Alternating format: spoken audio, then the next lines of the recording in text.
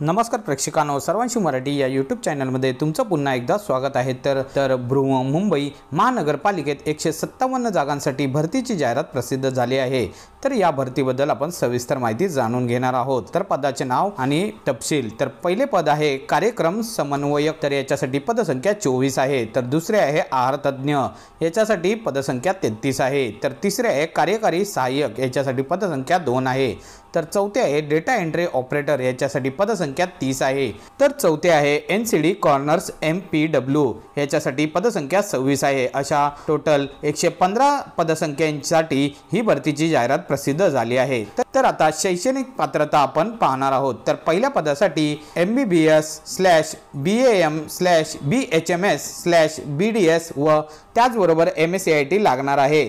तर दुसऱ्या पदासाठी BSc किंवा PG डिप्लोमा/MSc/नॅचरल अँड डिझीज यामध्ये असणार आहे। तर त्याचबरोबर MSCIT ही लागणार आहे। तर पद क्रमांक 3 साठी वाणिज्य, विज्ञान, कला, विधी किंवा तत्सम पदवी, तर मराठी व इंग्रजी टंकलेखन हे 30 शब्द प्रति मिनिट लागणार आहे व त्याचबरोबर MSCIT व 5 वर्षाचा अनुभव ही लागणार आहे। तर चौथे पद आहे त्यासाठी कोणत्याही शाखेतील पदवी व संगणक अनुप्रयोगात डिप्लोमा असणे आवश्यक आहे।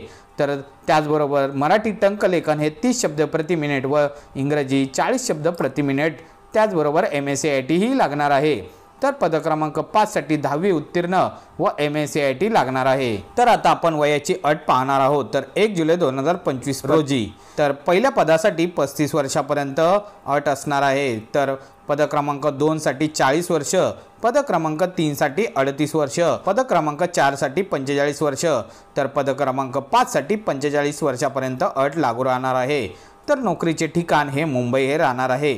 तर याच्यासाठी कोणतीही फी आकारली जाणार नाही।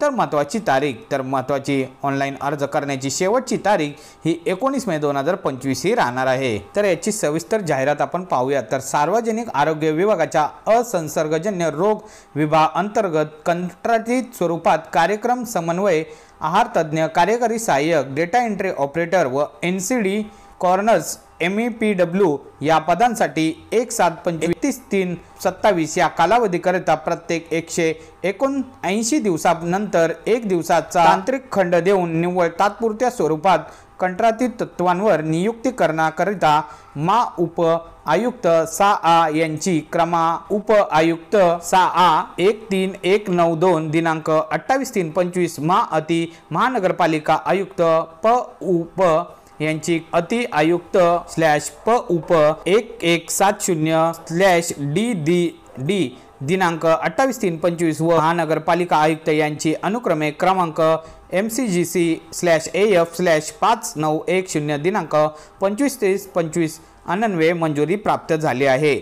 तर सदर पदे कंत्राटी तत्वांवर भरण्याकरिता मुलाखती पद्धतीने दिनांक 29/4/25 ते 19/5/25 संध्याकाळी 5 वाजेपर्यंत ऑनलाईन पद्धतीने गुगल फॉर्म लिंकद्वारे अर्ज मागवण्यात आले आहे। तसेच अर्ज भरण्याची मुदत देखील वाढवण्यात आली आहे। याची सविस्तर माहिती व अर्जाचा नमुना महानगरपालिकेच्या संकेतस्थळावर प्रमुख वर्तमानपत्रात तसेच 3रा मजला AF/दक्षिण मुंबई महानगरपालिका विभाग कार्यालय डॉक्टर बाबासाहेब आंबेडकर मार्ग परेल मुंबई 400012 आणि वॉर्ड क्रमांक 38 असंसर्गजन्य रोग विभाग कस्तुरबा रुग्णालय यांच्या कार्यालयातील सूचना फलकावर केवळ दिनांक 29/4/25 ते 19/5/25 पर्यंत प्रदर्शित करण्यात येईल। अनुक्रमे पदाचे नाव आणि गुगल फॉर्म। तर पहिले पदाचे नाव कार्यक्रम समन्वयक, दुसरे आहार तज्ञ, तिसरे कार्यकारी सहाय्यक, चौथे डेटा एंट्री ऑपरेटर, पाचवे NCD कॉर्नर्स MPW, तर Google form NCD contractual post application Google form link, तर याची लिंक आम्ही तुम्हाला डिस्क्रिप्शन बॉक्समध्ये देऊ, त्याचा तुम्ही वापर करू शकता। तर आता अनुक्रमांक, पदनाम, पदसंख्या, दरमहा, वेतन आणि वयोमर्यादा। पहिले आहे कार्यक्रम समन्वय, याच्यासाठी पदसंख्या 24 आहे। तर दरमहा वेतन हे 40,000 प्रतिमाह आहे। तर याचीसाठी वयोमर्यादा ही 35 वर्ष, सेवानिवृत्ती कर्मचारी 62 वर्ष। तर दुसरे आहे आहार तज्ञ, याच्यासाठी पदसंख्या 33 आहे। तर दरमहा वेतन हे 1200 प्रतिदिन 25 दिवसांसाठी, तर ₹30,000 हे प्रतिमाह। तर याच्यासाठी वयोमर्यादा ही 40 वर्ष, तर सेवानिवृत्ती कर्मचारी यांच्यासाठी 62 वर्ष.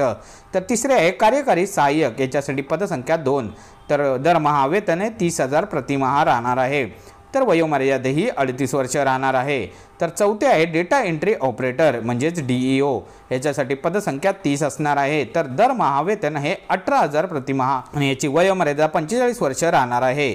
तर पाचवे आहे NCDC कॉर्नर्स AMPW, याच्यासाठी पदसंख्या 26 राहणार आहे. तर दरमहा वेतन 17,000 प्रतिमाह राहणार आहे. तर वयोमर्यादा 45 वर्ष राहणार आहे. तर आता आपण शैक्षणिक अर्हता पाहणार आहोत. तर पहिले आहे कार्यक्रम समन्वय, तर उमेदवार MBBS किंवा अन्य वैद्यकीय शाखेतील महाराष्ट्र वैद्यकीय परिषद किंवा राष्ट्रीय वैद्यकीय परिषद मान्यताप्राप्त पदवीधारक असावा.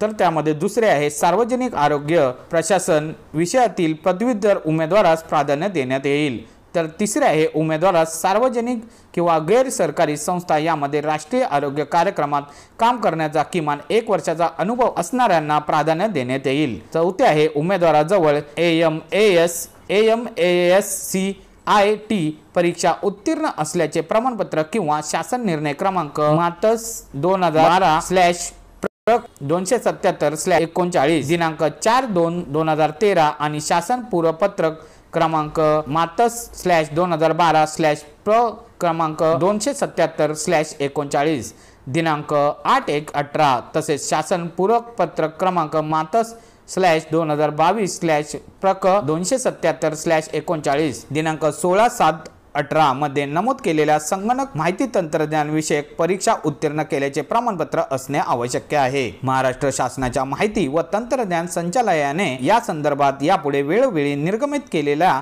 व बृहन्मुंबई महानगरपालिकेने अंमलात आणलेल्या परिपत्रकातील तरतुदी लागू होतील. बृहन्मुंबई महानगरपालिकेतील समकक्ष पदांचा अनुभव असणाऱ्या उमेदवारांना प्राधान्यक्रम देण्यात येईल. हे आहार तज्ज्ञ, तर उमेदवार मान्यताप्राप्त विद्यापीठातील आहार तज्ज्ञ शाखेतील BSc पदवीधर असावा किंवा UGC मान्यताप्राप्त विद्यापीठातील न्यूट्रिशन अँड डायटेटिक्स शाखेतील पदवीधर डिप्लोमा तसेच MSc किंवा मास्टर असावा. बृहन्मुंबई महानगरपालिकेतील समकक्ष पदाचा अनुभव असणाऱ्या उमेदवारांना प्राधान्यक्रम देण्यात येईल. तिसरे आहे कार्यकारी सहाय्यक, तर उमेदवार हा मान्यताप्राप्त विद्यापीठाचा वाणिज्य विज्ञान कला विधी किंवा तत्सम शाखेचा पदवीधर असावा. उमेदवार हा माध्यमिक शालांत प्रमाणपत्र वा तत्सम किंवा उच्च परीक्षा 100 गुणांचे मराठी व 100 गुणांचे इंग्रजी विषय घेऊन उत्तीर्ण झालेला असावा. उमेदवाराकडे शासनाचे इंग्रजी व मराठी टंकलेखनाचे प्रत्येकी किमान 30 शब्द प्रति मिनिट वेगाची परीक्षा उत्तीर्ण केलेला प्रमाणपत्र असावा. चौथे आहे उमेदवाराला संगणकातील operating system, word processing, spreadsheet, presentation, database software, email आणि इंटरनेट इत्यादीविषयी उत्तम ज्ञान असावे. उमेदवाराला समकक्ष पदाचा अनुभव किमान 5 वर्षाचा असावा. चौथे आहे डेटा एंट्री ऑपरेटर, उमेदवार हा कोणत्याही शाखेतील पदवीधर तसेच संगणक अनुप्रयोगात डिप्लोमा असणे आवश्यक असावे. दुसरे आहे उमेदवार हा माध्यमिक शालांत प्रमाणपत्र परीक्षा किंवा तत्सम उच्चतम परीक्षा 100 गुणांची प्रश्नपत्रिका असलेली मराठी विषय घेऊन उत्तीर्ण झालेला असावा. तिसरे आहे उमेदवाराने टंकलेखन हे 6 महिने अथवा त्यापेक्षा जास्त कालावधीचे शासन मान्यता प्राप्त शैक्षणिक संस्थेमधून उत्तीर्ण केलेले असावे व याबाबतचे महाराष्ट्र राज्य शासनाचे प्रमाणपत्र उमेदवाराकडे असणे अनिवार्य आहे. टंकलेखनाचा अपेक्षित वेग हा कमीत कमी मराठी शब्द हा 30 प्रति शब्द मिनिट, तर इंग्रजी हा 40 शब्द प्रति मिनिट व डेटा एंट्री वेग हा 8000 की डिप्रेशन्स इतका अवगत असावा. चौथे आहे MS वर्ड, एक्सेल व मूलभूत सांख्यिकीय तंत्राच्या संगणक प्रणालीची माहिती असावी तसेच विविध प्रकारचे कॉम्प्युटर प्रोग्रामिंग करता येणे आवश्यक आहे. पाचवे किमान 1 वर्षाचा समकक्ष पदाचा अनुभव असणाऱ्या उमेदवारांना प्राधान्य देण्यात येईल. तर पाचवे आहे NCD कॉर्नर्स AMPW, तर उमेदवाराला माध्यमिक शालांत प्रमाणपत्र परीक्षा किंवा तत्सम किंवा उच्चतम परीक्षा 100 गुणांची प्रश्नपत्रिका असलेली मराठी विषय घेऊन उत्तीर्ण झालेला असावा. तर उपरोक्त अर्हता धारण करणाऱ्या उमेदवारांनी दिनांक 29/4/25 ते 19/5/25 पर्यंत संध्याकाळी 5 वाजेपर्यंत गुगल फॉर्म लिंकद्वारे अर्ज संबंधित सर्व कागदपत्रे खालील यादीनुसार स्कॅन करून पाठविण्यात यावीत. दिनांक 19/5/25 रोजी संध्याकाळी 5 नंतरचे अर्ज विचारात घेतले जाणार नाही याची कृपया नोंद घ्यावी. तर उमेदवारांनी सादर केलेली कागदपत्राची छाननी करून पात्र उमेदवारांना ईमेलद्वारे कळवण्यात येईल व त्यांना मुलाखतीसाठी बोलवण्यात येईल। दूरध्वनीद्वारे कोणतीही माहिती कळविली जाणार नाही। ईमेलची खात्री करणे याची सर्वस्वी जबाबदार उमेदवाराची असेल। डेटा एंट्री ऑपरेटर या पदासाठी आवश्यकतेनुसार संगणकावर प्रात्यक्षिक परीक्षा घेण्यात येईल। मुलाखतीच्या आधारावर गुणवत्ता यादी तयार करून संकेतस्थळावर तसेच सूचना फलकावर प्रदर्शित करण्यात येईल। तर आता सदर पदाकरिता अर्हतेनुसार आवश्यक कागदपत्रांची यादी आपण आता पाहणार आहोत। तर पहिले आहे अर्जाचा नमुना, दुसरे आहे SSC गुणपत्रक व प्रमाणपत्र, तिसरे आहे शाळा सोडलेल्याचा दाखला, चौथे आहे HSC गुणपत्रक व प्रमाणपत्र, पाचवे आहे पदवी गुणपत्रक व प्रमाणपत्र, सहावे आहे पदव्युत्तर गुणपत्रक व प्रमाणपत्र, आठवे आहे अतिरिक्त डिग्री व संगणक प्रमाणपत्र, नववे आहे अनुभव प्रमाणपत्र। तर आता आपण कंत्राटी तत्वावर नियुक्त करावयाच्या पदाकरिता अटी व शर्ती पाहणार आहोत। तर पहिले आहे कंत्राटी तत्वावर नियुक्त होणाऱ्या पदाकरिता विहित केलेल्या अर्हताधारक करणारे असावे। दुसरे, कंत्राटी तत्वांवर नियुक्त होणाऱ्या पदाकरिता संगणकाचे ज्ञान आवश्यक आहे।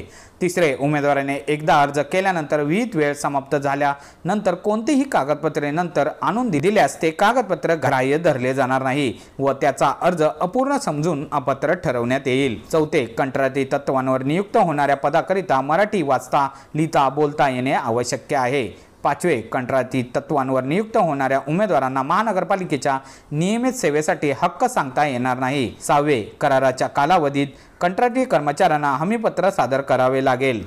सातवे, कंत्राटी कर्मचाऱ्यांना जाहिरातीमध्ये नमूद केलेल्या प्रति महिना निश्चित मानधन देण्यात येईल, त्यांना अन्य कोणत्याही प्रकारचे भत्ते दिले जाणार नाही। आठवे, कंत्राटी पद्धतीवरील नियुक्त्यांची कालावधीमध्ये उमेदवारास साप्ताहिक सुट्टी, रविवारी व सार्वजनिक सुट्टी, रुग्णालयातील कर्मचाऱ्यांना लागू असलेल्या तसेच परिपत्रक क्रमांक संचालन वैशी प्र/36444 दिनांक 4/10/2022 नुसार सार्वजनिक आरोग्य खात्याच्या असंसर्गजन्य रोग विभागाअंतर्गत कंत्राटी कर्मचाऱ्यांना क्रमांक KA/005201/A दिनांक 23/5/23 नुसार 179 दिवसांकरिता समप्रमाणात 7/1/2 नैमित्ता रजा महानगरपालिकेच्या प्रचलित पद्धतीने अनन्वये अनुज्ञेय राहतील। तर नववे आहे, उमेदवाराची कंत्राटी तत्वाने नियुक्ती ही तात्पुरत्या स्वरूपात केवळ 179 दिवसांकरिता दिनांक 1/7/25 पासून ते 31/3/27 पर्यंत करण्यात येणार आहे।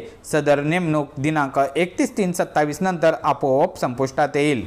तर दहावे आहे, नेमणुकीच्या विहित कालावधीत व्यवस्थित काम पूर्ण करण्याची जबाबदारी नियुक्त केलेल्या कर्मचाऱ्यांची राहील। 11वे, कराराच्या कालावधीत संबंधित कर्मचाऱ्यांना कोणत्याही प्रशासकीय अथवा आर्थिक संबंधात अधिकार प्रदान करण्यात येणार नाही। 12वे, कराराच्या कालावधीमध्ये सदर कर्मचाऱ्यांना मुंबई महानगरपालिका सेवा नियमावली मधील नियम लागू राहणार नाही। ही नेमणूक निव्वळ कंत्राटी पद्धतीवरच असेल। 13वे, कंत्राटी पद्धतीचे काम करणाऱ्या कर्मचाऱ्यांचे काम कराराच्या कालावधीमध्ये जर असमाधानकारक असेल तर अशा कर्मचाऱ्यांना कंत्राटी पद्धतीवरील नियुक्ती कोणतीही पूर्वसूचना न देता संपुष्टात आणण्यात येईल। 14वे, अर्ज विहित नमुन्यात स्वहस्ताक्षरात सर्व दृष्टीने पूर्ण असावे। विहित नमुन्यामध्ये नसलेले व अपूर्ण असलेले अर्ज विचारात घेतले जाणार नाही। 15वे, अलीकडच्या काळात काढलेले पारपत्र आकारातील उमेदवारांचे छायाचित्र व त्यांच्या स्वाक्षरीसह अर्जावर नमूद केलेल्या ठिकाणी चिकटवावे।